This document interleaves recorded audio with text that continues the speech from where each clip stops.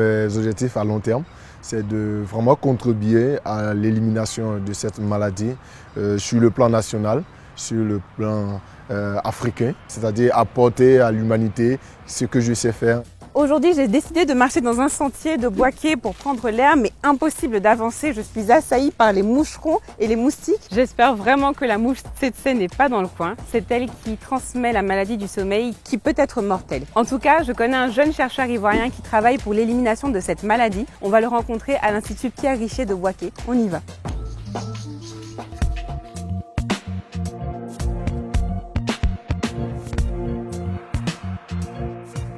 Qu'est-ce qui t'a poussé à devenir chercheur scientifique? Quand j'ai vu un peu l'aspect de la trypanosomiase humaine africaine en tant que maladie tropicale négligée et qu'on partait vers les populations défavorisées, reculées, et à qui on donnait vraiment un espoir de vivre, un espoir de santé. La trypanosomiase humaine africaine, c'est une maladie parasitaire transmise à l'homme par la piqûre de la mouche tsetse, qu'on trouve dans les zones humides, marécageuses, en lisière de forêt ou encore dans les champs ou plantations. Elle transmet lors de la piqûre des parasites appelés trypanosomes. Ces minuscules vers se reproduisent très rapidement.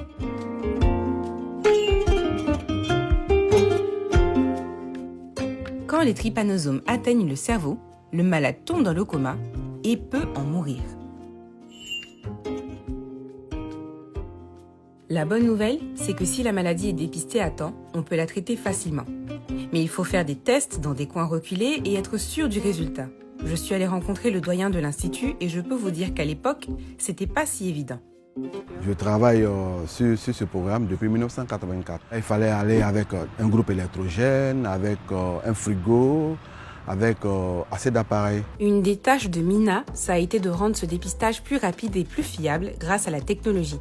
Il m'a montré 2 tests. Pour le premier, j'ai servi de cobaye. C'est un test rapide, une prise de sang assez simple. Pour le second test, il est beaucoup plus complexe, c'est le test moléculaire. Ce test se fait en 4 phases.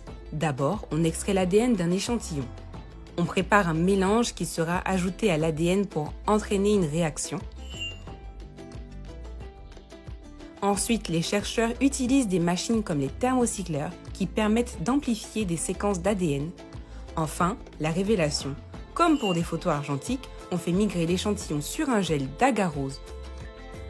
Puis on le place dans un visualisateur de gel. Et on obtient des imprimés avec des bandes d'ADN ayant ou non des traces de trypanosomes.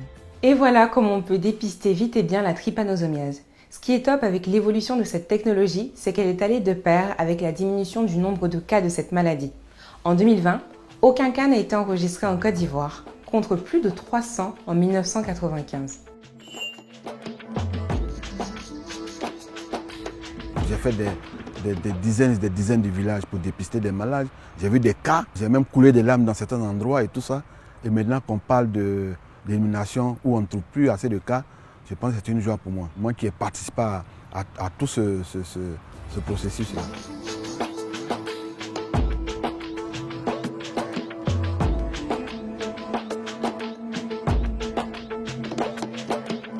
Ainsi s'achève ma petite investigation dans le monde de la recherche. Alors je suis toujours aussi surprise qu'une mouche aussi petite puisse faire autant de dégâts. Mon test, il est négatif et je suis très rassurée que la situation soit maîtrisée. J'espère que vous aussi. En tout cas, vous pouvez liker, partager ou commenter et on se retrouve très vite.